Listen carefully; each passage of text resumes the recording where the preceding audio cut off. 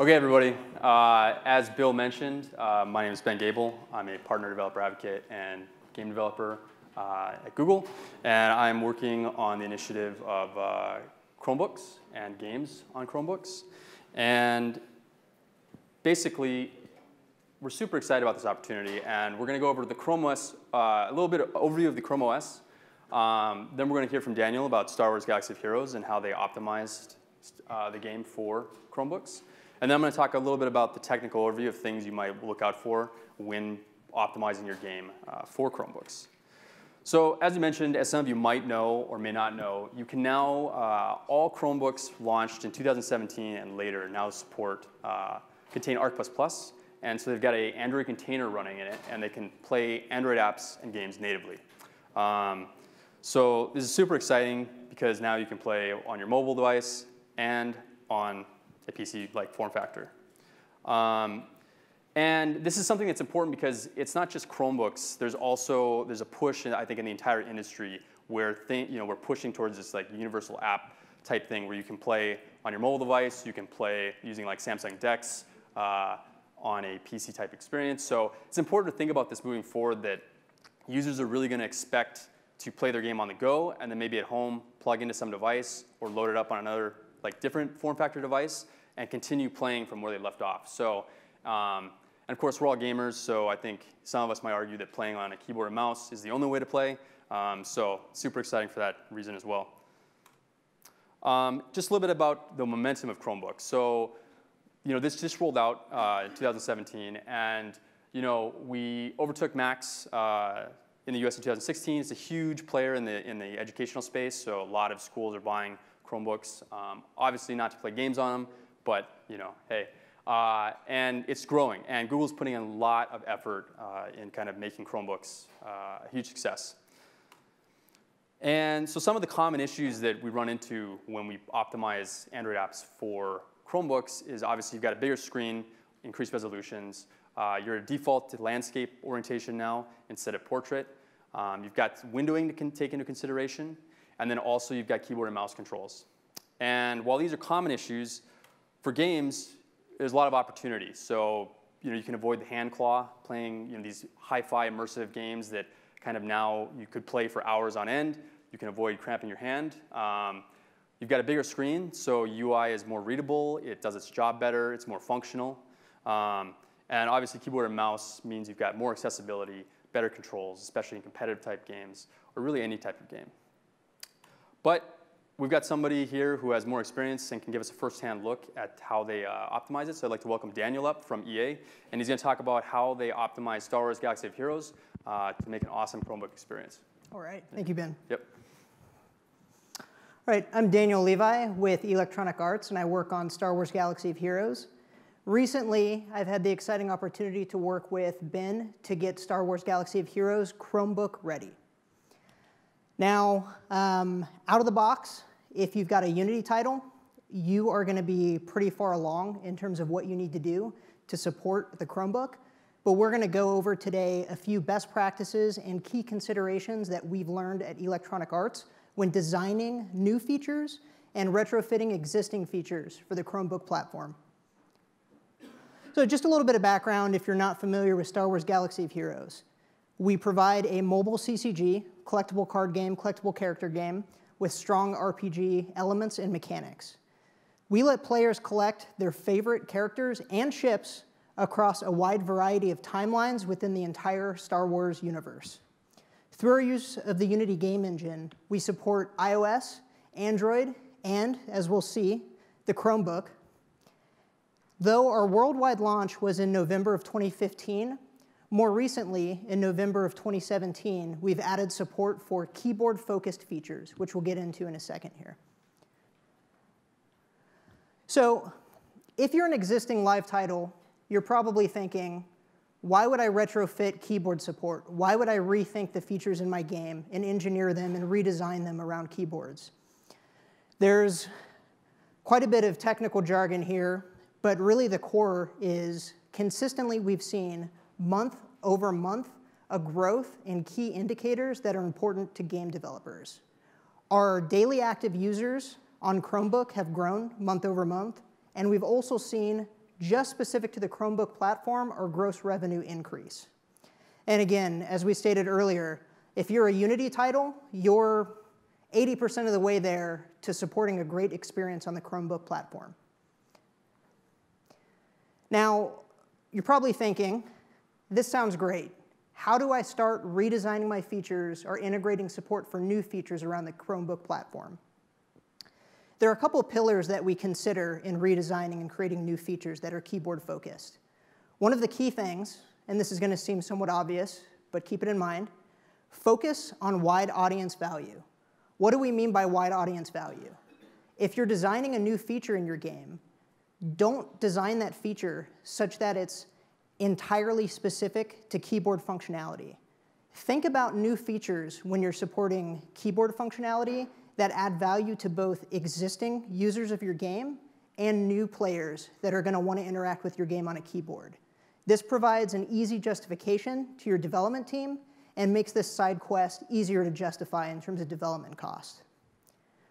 Another important item to note, look at existing features and functionality in your game. You might have a lot of existing features, such as in-game chat, that are so close to being ready for a great keyboard experience. Take those features, don't ignore polish, and take them to the next level so that you can provide a great keyboard experience. Now, and this is important to any level of game development. Listen to your player base. You'll be surprised. If you go on the Star Wars Galaxy of Heroes subreddit and you search for Android emulator or keyboard, you're going to find a plethora of posts from users talking about macros that they've set up in game or how they're engaging with the game using a keyboard. We'll see a specific example later on where we drew from this player-based feedback to design one of our keyboard-first features. So our first case study here is roster search. This is, to me, an excellent example of a way that we're able to provide wide audience value in our game. We both provided value for non-keyboard users and keyboard users. If you've played Star Wars Galaxy of Heroes, or for that matter, any CCG, you know that there's a strong collection mechanic here. Star Wars Galaxy of Heroes has hundreds of characters, hundreds of ships, and each of those characters and ships have a unique set of abilities that have a unique way of interacting with combat mechanics in the game. Even more so, we design events and raids that specifically key off of those certain ability mechanics of certain characters. So a lot of times we would find players would go into a certain event and they would ask, hey, what are the best set of characters that I want to bring into my squad for this event?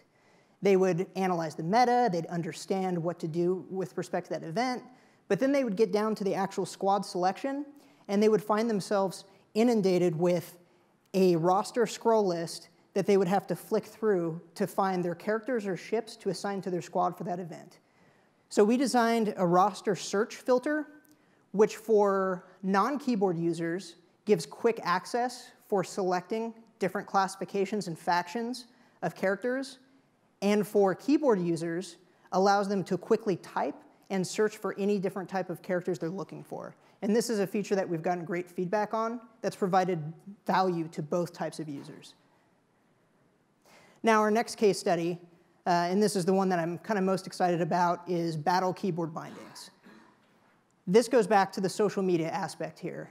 Everybody on the subreddit who's talking about emulators is saying they're using emulators for faster combat, better interaction with their characters, ease of ability switching, and from that, we were able to build this piece of functionality that exists on top of our existing battle function.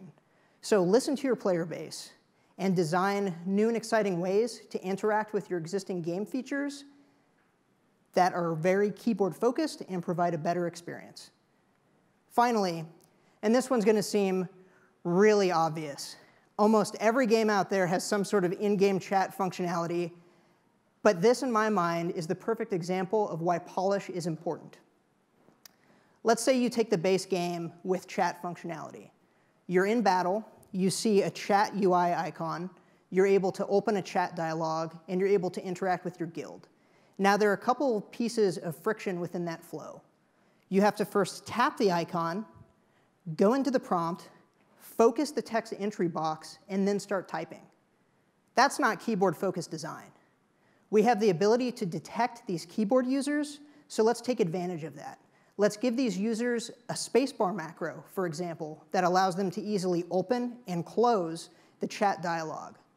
Let's detect if these users have a keyboard, and then let's automatically focus the text entry box so that they can immediately start typing and interacting with the chat feature. Those are very simple pieces of work, very low lift, low effort, but they improve the keyboard experience just that much more. In addition to these key considerations for designing your features or new features around keyboard-focused design, there are additionally a number of special considerations that we've encountered. One key thing that many Unity developers probably have already encountered is the concept of key code escape. Now, out of the box, Unity is going to surface the hardware back button and the hardware escape key on a Chromebook keyboard as the same input event, as a key code escape. So one thing that you can do to work around this is extend your Android activity for your Unity app, handle input there around these two cases, and then trampoline those values back to your managed game code. Another option to consider is a compromise. For your escape key and your hardware back button functionality, consider prompting the user instead of just hard quitting or hard minimizing out of the application. Another key consideration is that of Unity iOS keyboard support. This is really important to keep in mind. I've talked to a number of people who have developed around keyboard entry. They take an iPad, they get a Bluetooth keyboard, hook up the Bluetooth keyboard, see that they can enter emails and iMessage, enter the game, and have no idea why their keyboard functionality isn't working. Unfortunately, right now, there are some limitations around how Bluetooth input is handled on iOS devices, specifically with respect to how Unity surfaces those input events. So I suggest, for the time being, if you detect that the device is ARC compatible, by default, enable keyboard features. Get your keyboard users into those keyboard features that you've spent all this time polishing. If it's a general Android device, which is standard compliant with Bluetooth keyboards, default your keyboard functionality off and give users an option to then enable keyboard functionality if they want to. On an iOS device, however, at this time, I recommend disabling keyboard input because it can provide a confusing experience to users. Now, we've got a lot of engineers in the room, so this is preaching to the choir, and I apologize. But as with any sort of side quest project or any sort of support or retrofitting around a new platform, focus on minimizing coupling and ensure maintainability. That's a lot of words. There's a lot of jargon there. Let me give you a specific example of that. Going back to the Battle keyboard bindings. Now, I know many people in the audience are probably thinking about how they might implement something like this in their own game right now. And there are many ways to do so.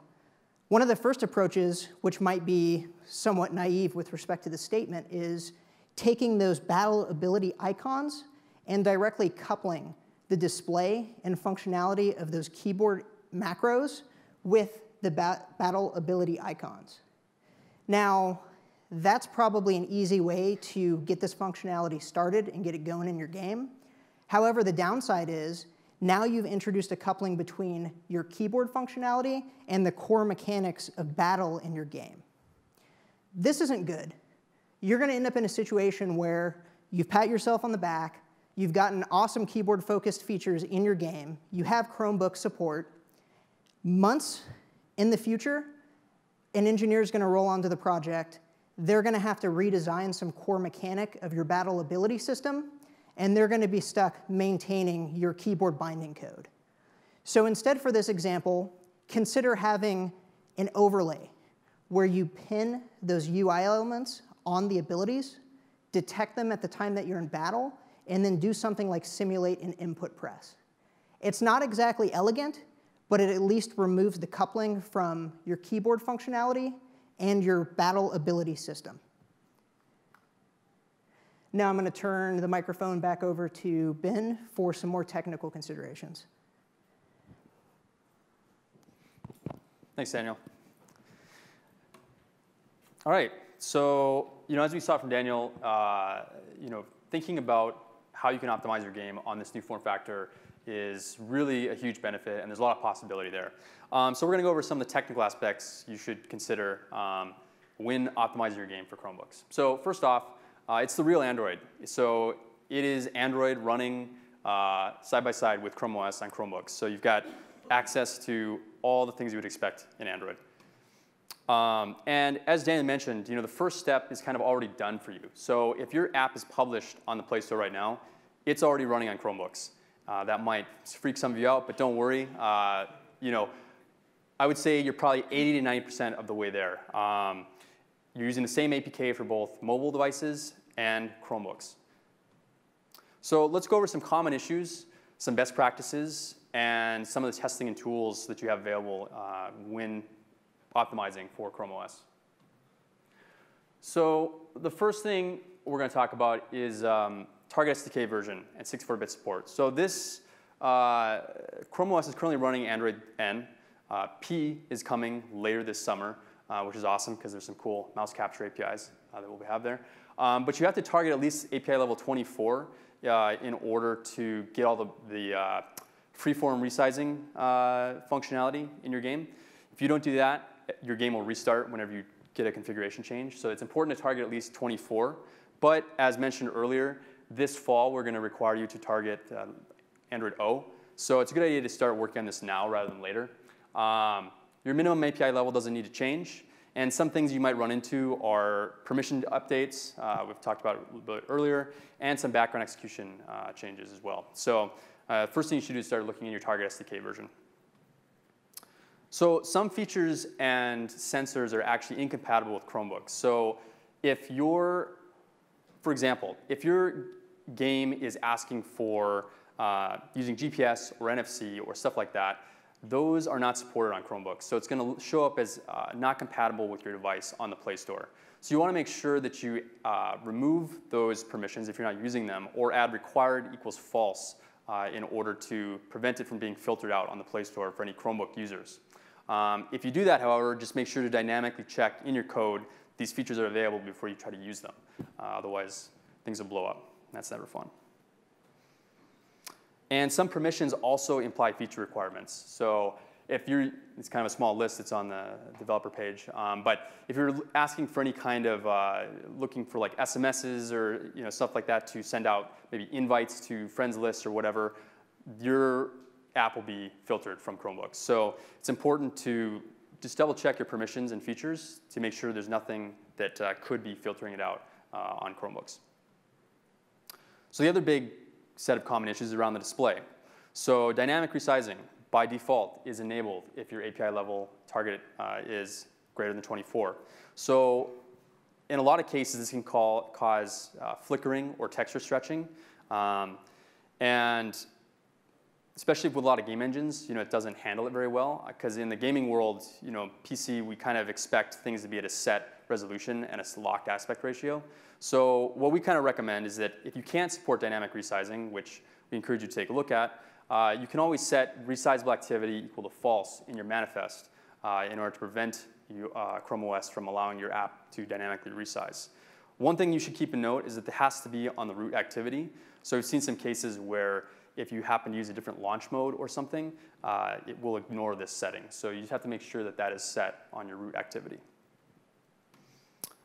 Another thing to take into account is that Chromebooks are convertibles. You can put them in laptop mode, tablet mode, and upside-down apps are bad. So how do we prevent this?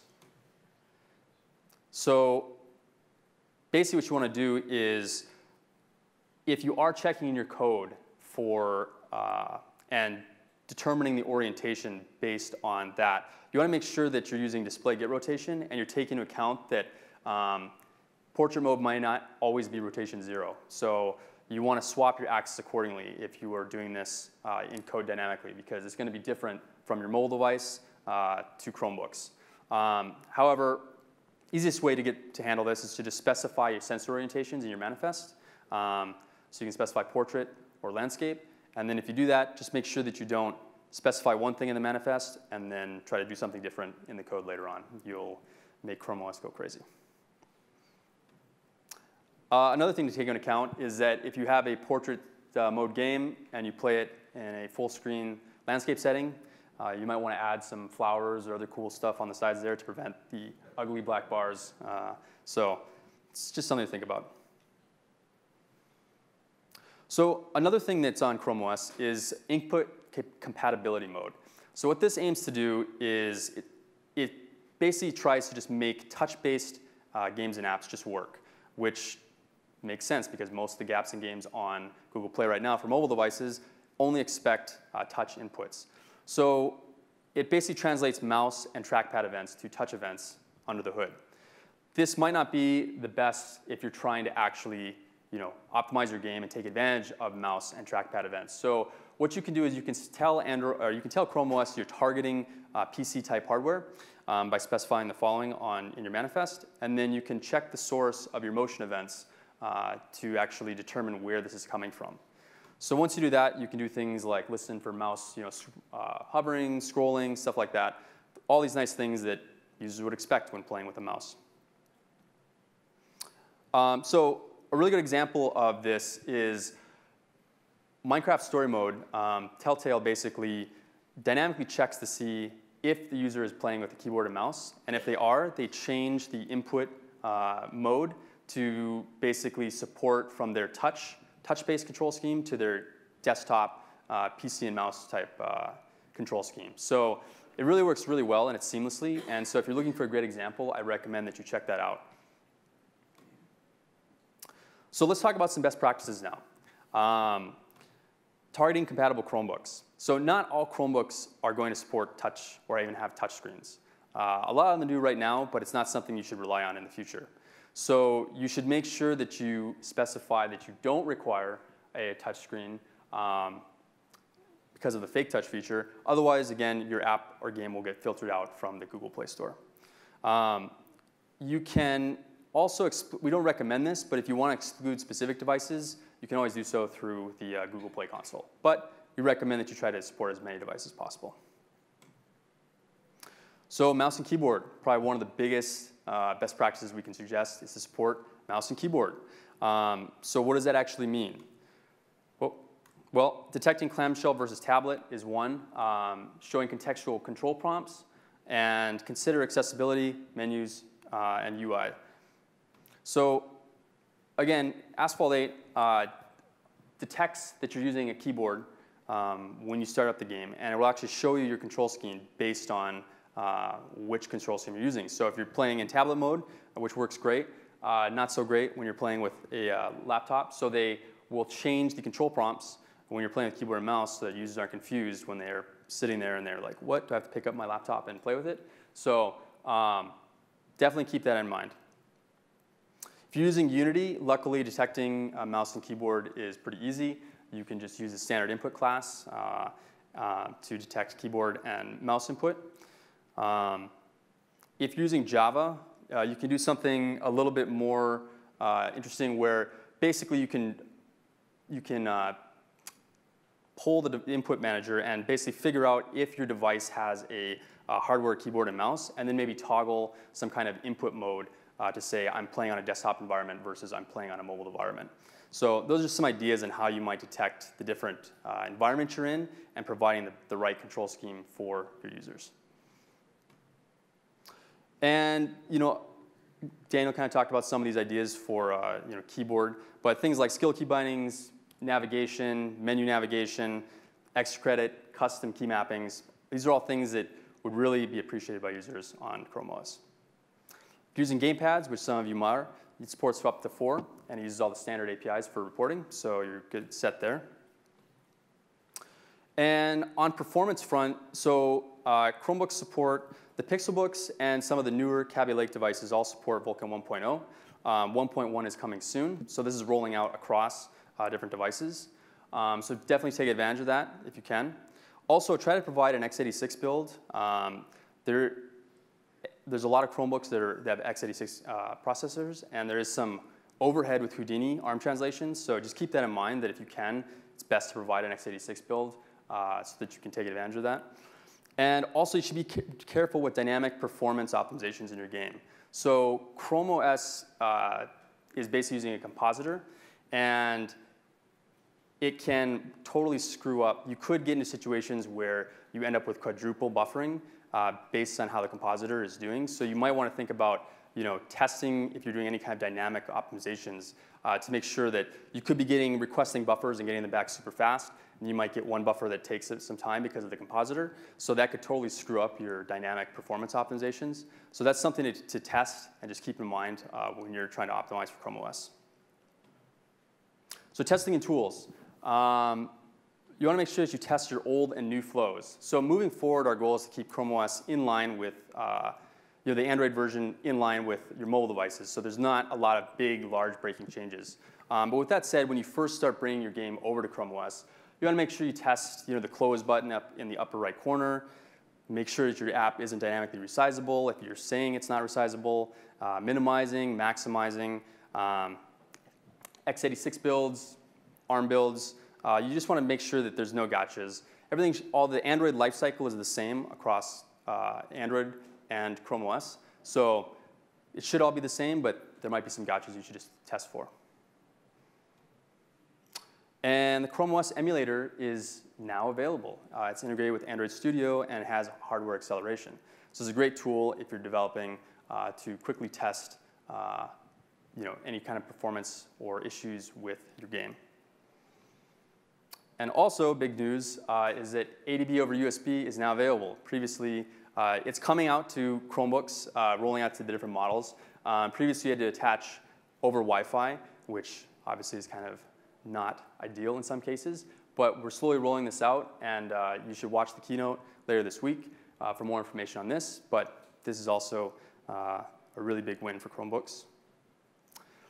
And for profiling and debugging APKs, in Android Studio 3 and up, you can now import any debuggable or any debuggable APK or Unity Gradle project and actually take advantage of the Android profiler for things like CPU, memory, network usage. So that's super. It's a really handy tool, and I recommend you all check it out. And we have a lot of developer resources on developing and optimizing for Chrome OS. So I recommend that you definitely go check out our developer pages for all the even more nitty-gritty than this talk. And also our developer blog. There's some very specific posts that we've written on specific aspects of Chromebooks. So if you're looking for more in-depth topics or in-depth knowledge, you should check that out. So to recap, we're really excited about the possibility of Chromebooks. Now that you can play on a mobile app, take it to your big screen at home on your Chromebook, and it really opens up, I think, the way you can present. Using Chromebooks, you can provide the best possible experience for your mobile game. And as we've seen, we've got lots of partners that are doing this and taking advantage of it, and they're finding out it's a great opportunity, like our friends from Roblox. And they're finding out it's not a lot of work. 89% of the way there, just some keyboard and mouse, some testing, and now you've got this whole new kind of set of users that can enjoy and play your mobile game in the best way possible. So we're super excited. We think our partners are excited, and we hope you all take advantage of it. So as I mentioned, there's an I/O session later this week where we're going to talk about not specifically games, but just kind of Chrome OS in general. There's a lot of cool stuff that's going to be in that talk. So if you're going to I/O, definitely check it out. And as a special surprise,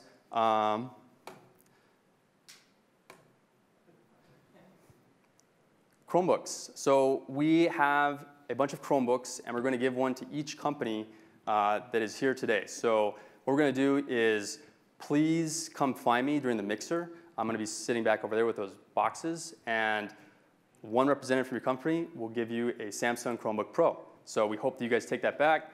If you already have one, take another one, test on it.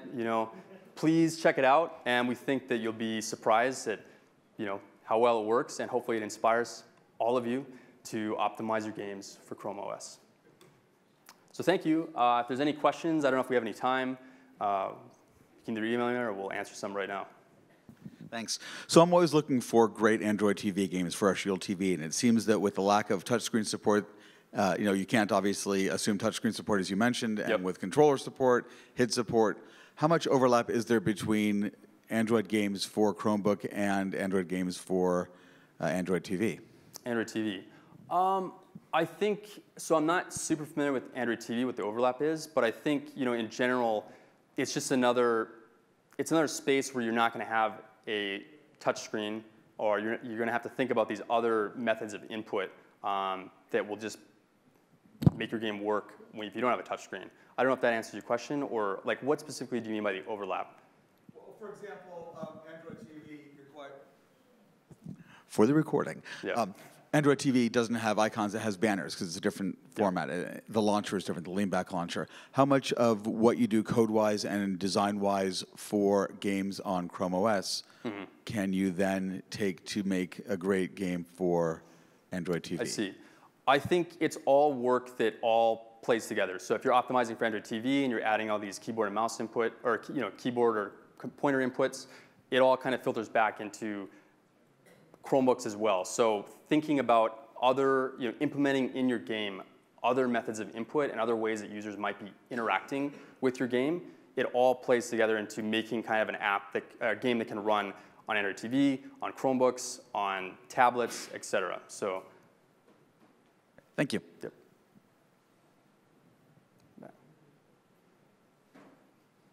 In the back.